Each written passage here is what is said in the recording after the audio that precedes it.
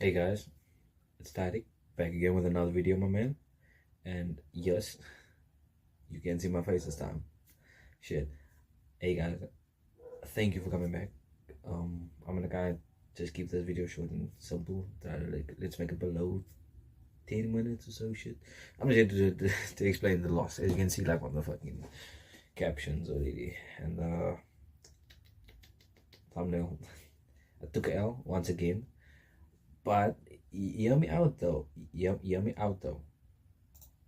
I don't actually regret anything. Fuck with ball. So, check it, guys. This was a trade I took on the 22nd of July. I know today is the 29th. Don't go off at me for that. But now, hear me out though. Hear me out at least. I took a L last week, Tuesday. And hopefully you guys see this also Tuesday on the 29th. Yeah. But either way, I took an L. Do I regret it? Not really.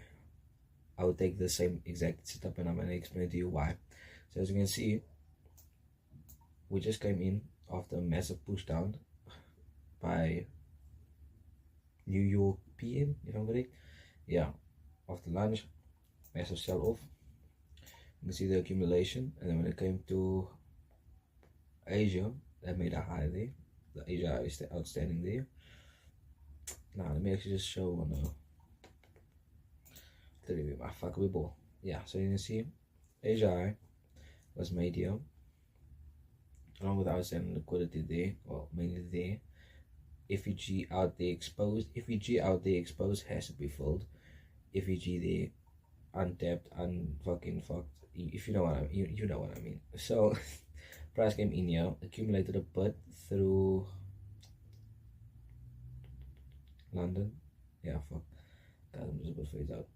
Price showed signs of bullish signs in London, but yet when it came to it, it never really followed through. But price made the SMT. It took out this low on ES, while on NAS.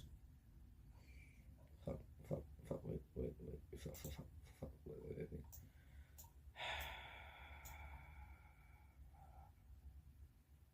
NAS really didn't take out that low, as you can see here. SMT was made, this is the same low. Price will not take it out to tap this order block, while for switching is a wild one.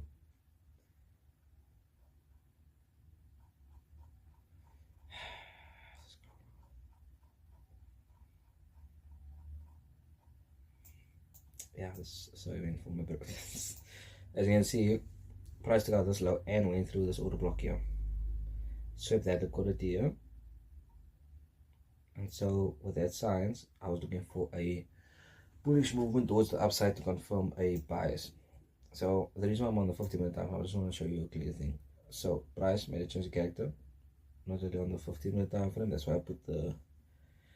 Okay, let me just go down the time frame quickly. 5 minute, 5 minutes, because that's why I saw this movement. So, away.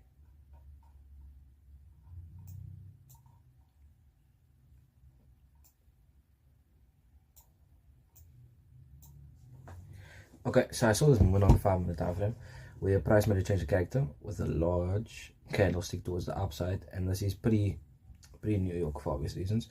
Made a change of character there, came there, took out, they made a break structure afterwards. There's also pre New York. Then it comes here to New York session where price wait, is it now? Oh wait, pre New York session, and then price here came pushing up upon New York opening. Decided to accumulate a bit, which then I in turn knew that there has to be a sweep of either the up or the down. The buy side or the sell side accumulation liquidity that was created there. So with that told, when stock market opened, it came here, tapped into the order block, which my limit order was by. Order block was made on a 55-minute time frame, highly confluential. I was kind of just looking forward to a bullish movement towards the Asia high, and then targeting I target this area because there's like a little order block there. Reasons being because there could be a retracement. I don't want to risk now everything on this one account. By that I mean I don't want to like risk losing a lot, missing out. Sorry, risk missing out on it. And then a full take profit was about this high, which is also the all-time high. Price in turn did not go that way.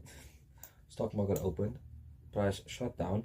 The funny thing is this movement downwards didn't tap me in. It didn't tap me in. I think I set my order block on the limit order on the 3-minute time frame. I think I don't fully quote me on that, but yes, this candlestick did not tap me in, but this bearish candlestick did. The aftermath. So I saw this retracement up. I wasn't tapped in, and I saw that bullish movement up. My psychology was like, in the fuck, you're missing out, Rick, and all that shit. But I was like, okay, I must out. And my friend he also had a buy, and his buy was in at that time with this candlestick here, this bullish one. So he was in on that while I missed out. I was looking forward to this entry for quite a bit, but then price came down. I didn't take out this high is what I was actually waiting for. If I was going to confirm this high take out, it would have been absolutely bonkers the way price would have shot up. But yet, little inwards with stock market opening, but I decided to collapse and then tap me in and then immediately tap me the fuck out. Broke the order block, disrespected it, and then shot down like a fucking 30 candle, my bro. Because for some reason, price just like said, fuck this, I'm gonna go for this resting liquidity lumbing here, which was the previous week's Friday's fucking low. Took out that low resistance liquidity lumbing there, which is fucking bonkers, and then it shot up afterwards. This is within, like, it's like an hour later. Shot up, keep pushing, took out my take profits one at a time, and then continue shooting up where it is now. Fucking past its all-time high. Yeah, pretty much. So my bias for the day was correct, but there is a but. My entry was solid, and if I look back at it and look forward at it at the same time, look back and forward, look at the past and present and future, I would take the exact same trade. There was nothing wrong with this entry at all. Price was meaning to go the way, but then again my probability shows in the perfect form this was going to be a 1 to 6. Yeah, would have been a nice one, and I risk 1% on it because this is a 2% entry model due to the SMT that was formed there. Fully confidential on the buy. But if you go to the day time frame, and this is what I must pay attention, this is what I must go to the day time frame. Fuck, go to the day time frame, we can see music combines, guys. Yeah, in the day time frame we can see, and this was the exact day. This candlestick here was that day. The candlestick there by the 22nd of July, that was that candlestick. As you can see, I didn't take into consideration that there was going to be a massive FEG here on the daily time frame, which price had to fill. There was no clear buys, and I understand this, especially with the sweep they have in the previous day. Sweep the high, no candle closure above there, so price had to go either way. It had to sweep one side of liquidity, and it did sweep the 2 days previous liquidity, the Friday's liquidity, and then it tapped into a FEG. I don't trade off FEGs, I'll just use it as confluence for quite a few things to indicate the strength, and that's how my daily bias is also confirmed. If price was meant to go up, it would have done what this did. If they had a candlestick closure above there, which confirmed that price was going to go up. If this candlestick closed there above the high and it traced downwards, then it would have went through. Possibly not also as well, even though the FEG was there, but as you can see here, this FEG was still outstanding. The Wednesday one, the day after this. So yeah, the loss was kind of foreshadowed due to my negligence in not going through my daily buys situation. I was looking forward to this entry since the previous day, so I didn't mark that out on my journal that you gotta still go through the daily buys routine, even though, and that's the lesson, you gotta go through the daily buys routine even though you've been looking at it for hours, the same entry, but the next day coming You just gotta look at it. You gotta go through that plan, and you just gotta go through a set of rules to indicate what does Price need to do for you to be confluential on this move for the next day, or should I say for the day currently. So as you can see, Price came, tapped the FEG and shot up towards the upside, creating a breaker structure there on its way. Dog, smashing through my full take profit. Fuck. That's very pretty good. That's very pretty good. So yeah, that's kind of just it in the matter at the end. Are I happy about it? Yeah, I'm alright though. Not really upset or anything. It was just kind of just one of those days where Price does what the Price wants. Price does what Price wants to do. And shit, I fully accept it. Took the L, and it took me a while to make this video, but that means I've been busy and lazy at the same time. But I had to get it out, and I hope I can get it out today still, because I do feel bad not getting it out. And I'm gonna do this unfiltered, fucking full ass raw like the previous one, and hopefully this time is shorter. But I just want to show you guys the L I took.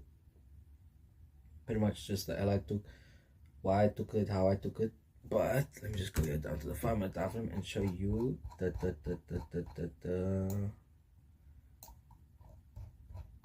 reason why I put my SL there. This is when I was targeting those highs. Well, I did explain the highs more, but I just didn't explain the other one. So Price is moving, market structure was pointing towards the upside with a change of character along with the break structure. Then this break structure. I don't want to enter off that one here, that order block here, that 5-minute order block there, because it wasn't in my times.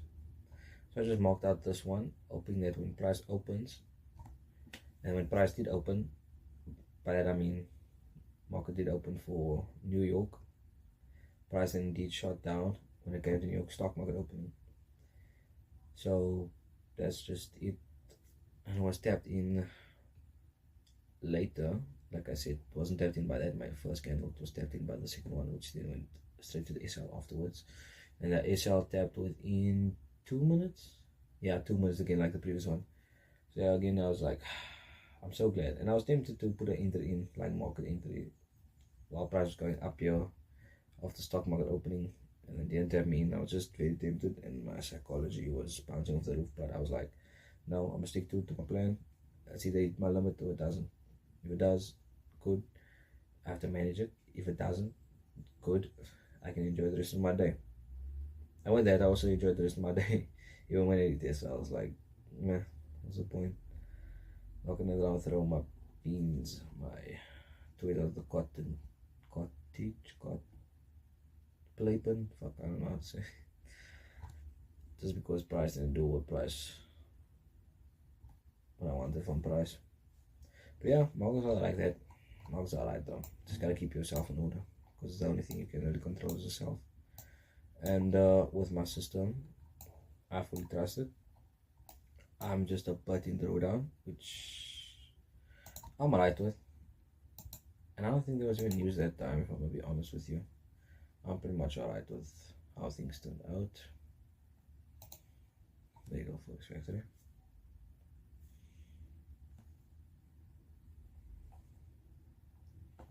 Yeah, I'm 3.78% drawdown, and I only lost 4 trades. Yeah, 4 trades. And I got out this trade, what I took was actually right after, was the next week after the other one. Yeah, it says 5 trades, but the other one I tapped twice in, but in total it was 4. And shit, just a button drawdown, not like a huge amount. That's where risk management comes involved. And I know that one entry can make up for this whole thing. I can lose 6 trades in a row, but as long as I get that 4 trades in the bag, it's still gonna be a profitized fucking Yahoo day. You know what I mean? Let me just show you the notion, and I'm gonna end the video off. Yeah, the journal. Fuck yeah, bruh. Yeah, guys, the quality of the video when it comes to the vocals ain't gonna be that good. I need to buy a different mic. And as you can see, different quality. You can see my face this time. And I got a new phone. Due to the new phones, like better quality with picture and shit. Any space now. That's nice. She. But yeah, I'm just taking a while to open up. Yeah, guys. I hope today you guys are doing alright and safe. When you're watching this, in fact, be safe out there and stay blessed. Be humble and never forget to not give up on your dreams, even when it seems like it's rough. I might be in Drawdown now, but I know in 5 years' time, fuck, I'm in Dubai, Bali, whatever the fuck, wherever the people go. I just want to go wherever the fucking rain goes, if I'm being honest. It's beautiful out there. You just gotta find the beauty. Because in yourself first, then the rest will follow.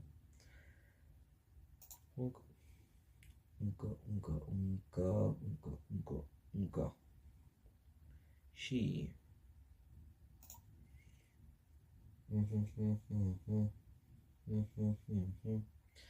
Sure. It's gonna be 4 1. Okay. Yeah, I didn't want to go to the calendar though, but okay. It's almost August, guys. Yo.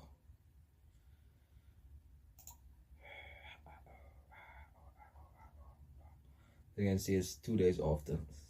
I mean, sorry, a week after the previous one. And this was actually traded on SPX though. Like a buy bullish type sheet.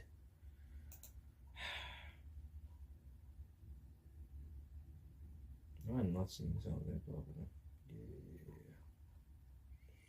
Yeah, I can even say it's a Tuesday. It's good. I was doing alright though.